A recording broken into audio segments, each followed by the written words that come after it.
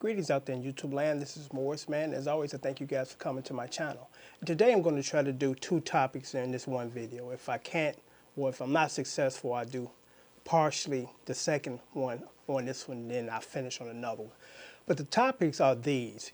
The first one is, as a working class musician, people have been asking me, what are the best gigs to have? And the other topic is rhythm, guitar playing versus lead. Which one should you concentrate on becoming? So I'm going to do the first topic first as far as gigs. I've been playing professionally since I was like 19. You know, my first professional job, I was 19 years old and I was sent over to Germany. Didn't like the flight. I don't really like to travel as far as flying long distance or overseas, but sometimes you got to do what you got to do. So we opened up for a big name act. So that's why we were selected to tour that extensively. But my personal experiences and recommendations are, and a lot of people, you know, don't think about this because sometimes you don't know what you need to know in the future now. You know, because when you first start playing, you ask yourself, well, what do I want to do? Do I want to concentrate on rhythm or lead? And then, you know, down the line, you see there's a bigger opportunities for rhythm guitar player, but you focus so much on lead back in the day that, you know, your rhythm skills is not as good as the guy that's auditioning next to you. So you don't know what you don't know. But from my personal experience, the best gigs to me is corporate gigs. And what I mean by that is law firms throw parties. You want to be a part of that because lawyers love the party, you know, and they pay very well.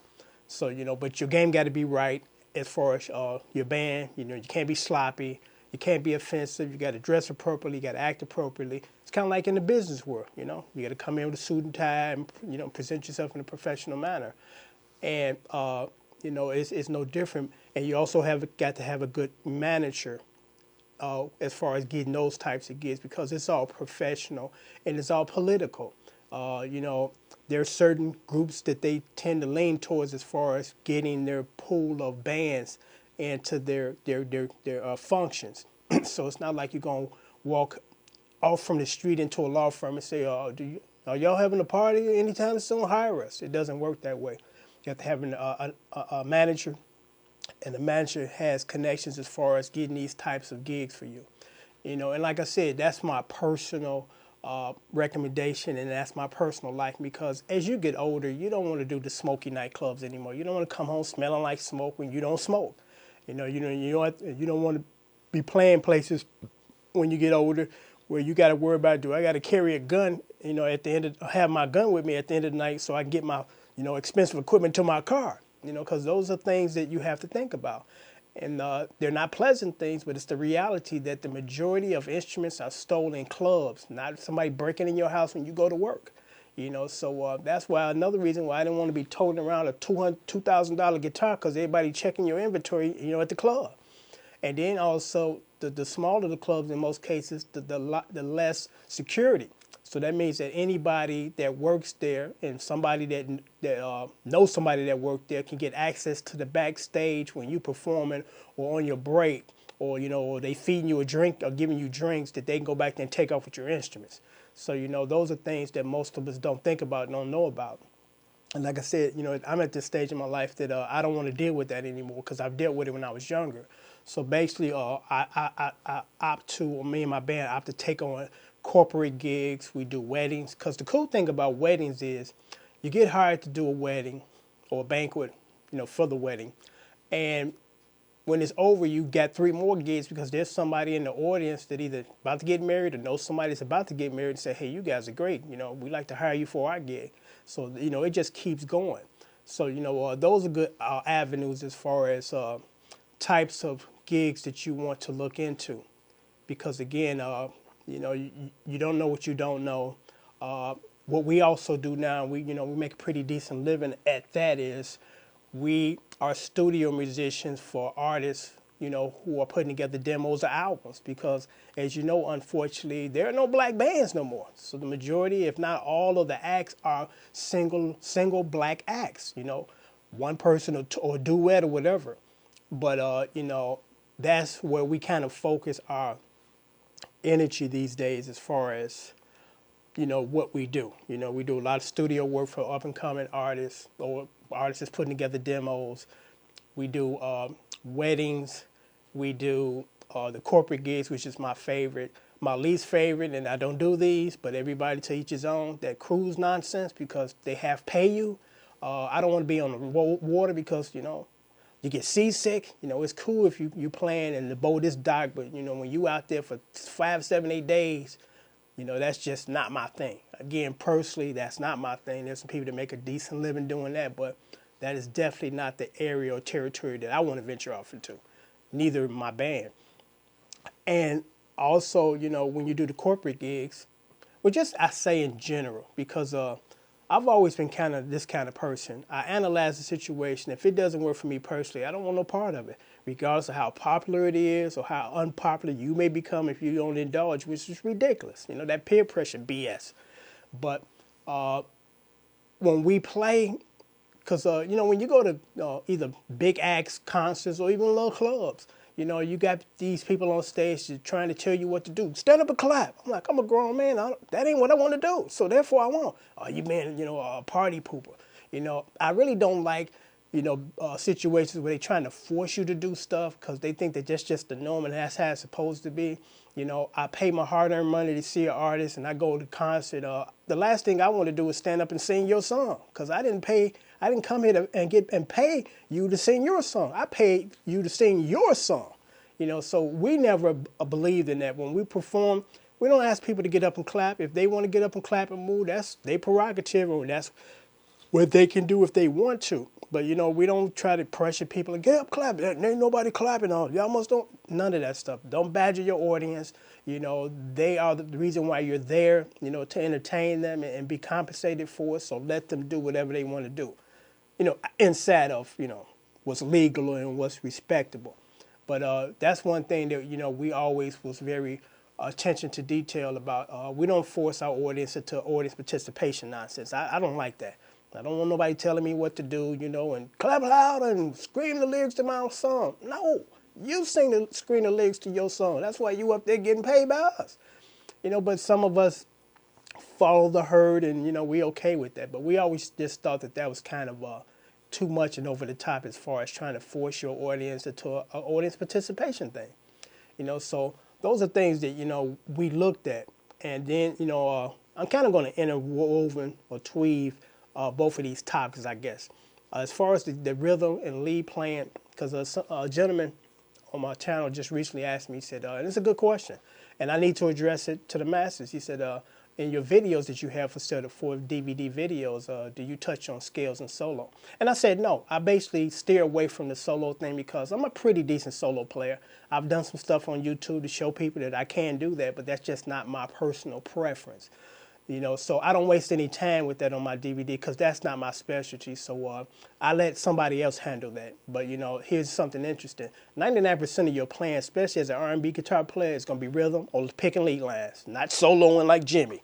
So I'm like, that's a no-brainer. I'm going with the rhythm and the lead picking because when was the last time you heard a memorable solo on an R&B or pop song? The last time I could think of was in the Usher song, You Got It Bad, which was a good solo. But it's not something that's unfortunately needed these days. Back in the 70s, they had a rhythm guitar guy and they had a lead guy, and the lead guy got a lot of work, But nowadays, you really ever hear a solo, because half the people these days really can't play, and I'm not trying to be disrespectful or whatever, but it is what it is. The caliber of musicians back then is no comparison, as far as the musicians of today.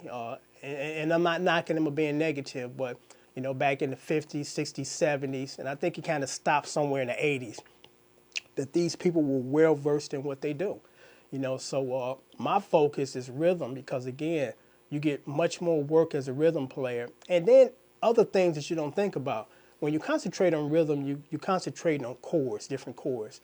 And if you got all these at your disposal, you're a better writer, because chords are usually songs are built from chords, not lead solos, so it's much more profitable for you to be a rhythm guitar player and have pretty good songwriting skills at the same time, as opposed to just concentrating on solos. Because here's something interesting, and actually Eric Clapton said the same thing, and I said, I totally agree with you. Here is the concept to me. that you have a group of notes within a key, and you can hit any of those notes at any point in time in the song, and you're not out of key.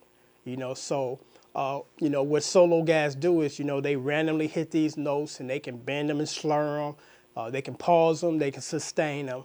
You can do all those things with these notes, and that's kind of the concept of a solo. And there are not too many people that can do this, that they can solo for 5 to 10 minutes without being repetitious as far as, I did that little run about a minute ago, and Eric Clapton is one of those guys that can do that. But, that's just unfortunately I guess the limitations of a solo, and that's why you use solo sparingly, because, it doesn't make a difference what key. If you're running a pentatonic scale in the key of E or the key of G minor, it's still going to sound, like what you're doing, just in a different key, because actually that's all you're doing. It's the same thing in a different key, So that's why most people do solos or use them sparingly, because back in the day, even as a kid, we used to say this about the Isley Brothers stuff. I love it, but they all sound the same. All the records sound the same, and it was the same formula, So many verses, so many bars. They let Ernie do his solo, and then they vamp out with the chorus or whatever. So I'm not trying to, not sell you on working on your solo skills or being a lead guitar player. I understand it's the advantages of being a rhythm player, or concentrating, focus more so on that than the lead thing, because, again, especially in R&B music, there's not too many people soloing. Back in the 70s, just about every hit song had either some type of solo, whether it was a guitar solo or keyboard solo or sax solo. But unfortunately, times have changed, and you have to change with those times. So that's why I focused, even back then. I had the foresight back then as a teenager, and people told me, say, hey, you got a pretty good right hand.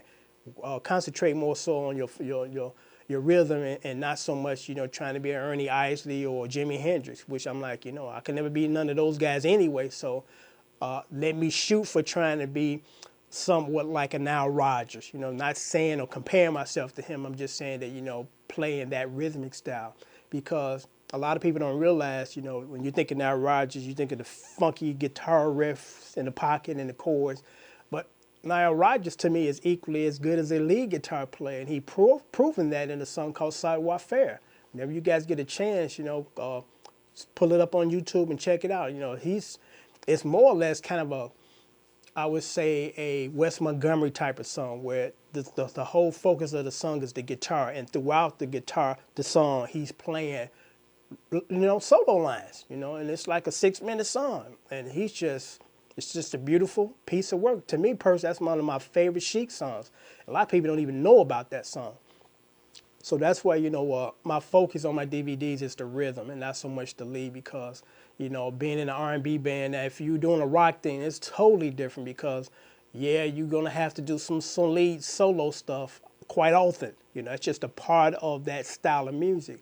But R&B has changed, or has made, nothing stays the same, so it's not like it used to be back in the 70s and the 60s versus, today's music. A lot of stuff for R&B, unfortunately, has a lot of computer synthesized stuff, cut and paste. I play a bar of it, and then I'm going to loop it and put it in there. I'm going to play the entire song, and if I mess up at some point in time, I start all over and do it all over again.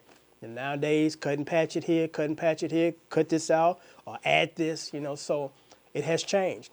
But, me personally, my focus is, rhythm, and I teach people how to play the guitar rhythmically pretty well. So again, I'm going to wrap this up. If anybody's interested in my DVDs, I have 4 DVD set, over 4 hours of me teaching you how to play your guitar as far as chords, not teaching you a song, because my philosophy is, if you give a man a fish, he'll eat for a day. If you teach him how to fish, he'll eat for a lifetime. That's my concept as far as my DVDs. I teach you how to play your guitar, not teach you one song. Put your finger here, put your finger here, because that's not the way that you want to learn any instrument, So if anybody's interested in my DVDs, they're still half price, which is $20 plus $2 shipping and handling. I don't ship outside the United States. If you're interested, inbox me. I'll give you information on how to purchase these DVDs. And DVDs, once payment is received, go out the very next day. So until next time, take care.